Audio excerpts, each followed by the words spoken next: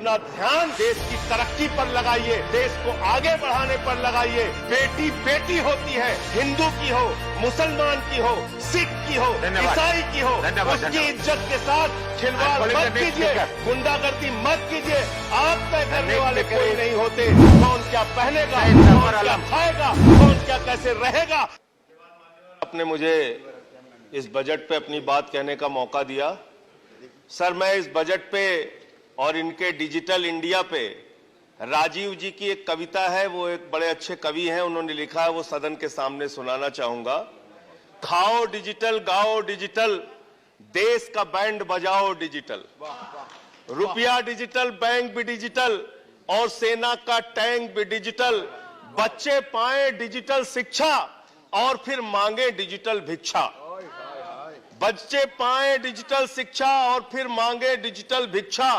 Digital doctor, digital गोली, digital Eid और digital Holi, digital सड़क पर डिजिटल कार, डिजिटल संसद और सरकार, डिजिटल खेत में करो किसानी, डिजिटल खाद और डिजिटल पानी, डिजिटल दूध और डिजिटल गाय, डिजिटल चीनी, डिजिटल चाय, भर के खाओ डिजिटल रोटी और फिर कर दो डिजिटल पोटी। ये इस बजट के बारे में एक कवि की प्रतिक्रिया है मान्यवर। और जो इस सरकार के दावे हैं अब उस पर थोड़ी बात कर लेते हैं मान्यवर। इन्होंने कहा है कि 60 लाख नौकरियां देंगे। मैं पूछना चाहता हूं, आपने तो स्वयं स्वीकार कर लिया, पहले तो आप 2-2 करोड़ करके लोगों को मूर्ख बनाते रहे और अब आप खुद स्वीकार कर रहे हैं कि 2 करोड़ आपके बस की नहीं है। अब आप 60 लाख नौकरियां देने की बात कह रहे हैं। और आप नौकरियां कैसे दे रहे हैं नौजवानों को मान्यवर?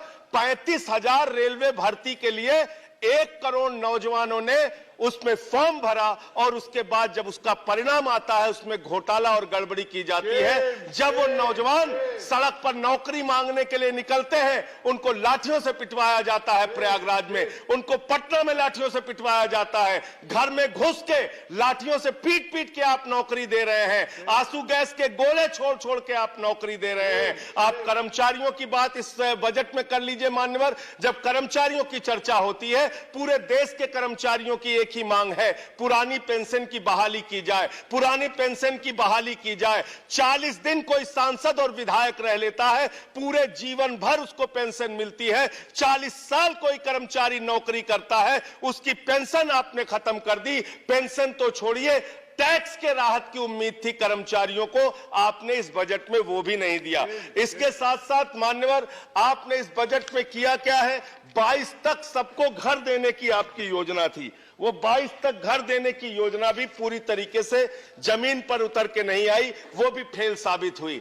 जब आपसे पूछा जाता है सरकार की उपलब्धि क्या है, सरकार की आमदनी क्या है, आप सीना ठोक के कहते हैं अरे हमने तो आमदनी बढ़ा दी, देश का एयरपोर्ट बेच दिया। फिर आपसे पूछा जाता है कुछ आमदनी बढ़ी क्या सरकार की, कहते हैं हाँ बिल्कुल बढ़ा दी, steel authority of India limited बेच दिया, कोल इंडिया बेच दिया, बीपीसीएल बेच दिया, एलआईसी बेच दिया, बैंक बेच दिया, पोर्ट बेच दिया, सब कुछ बेचने का काम किया। ये आपका मेक इन इंडिया है, ये आपका डिजिटल इंडिया। मानवर, मैं खत्म कर रहा हूं मानवर, मैं मनरेगा की आप बड़ी पीठ थपथपाते हैं अपनी, मनरेगा की चर्चा बहुत होती है, मनरेगा का बजट आपने खत्म कर दिया, खाद की सब्सिडी आपने कम कर दी। इसका मतलब जो गरीबों को अन्न देने की योजना है वो भी योजना एकमात्र आपकी दिखावा है और मार्च के बाद गरीबों को अनाज हिंदुस्तान में मिलना बंद हो जाएगा।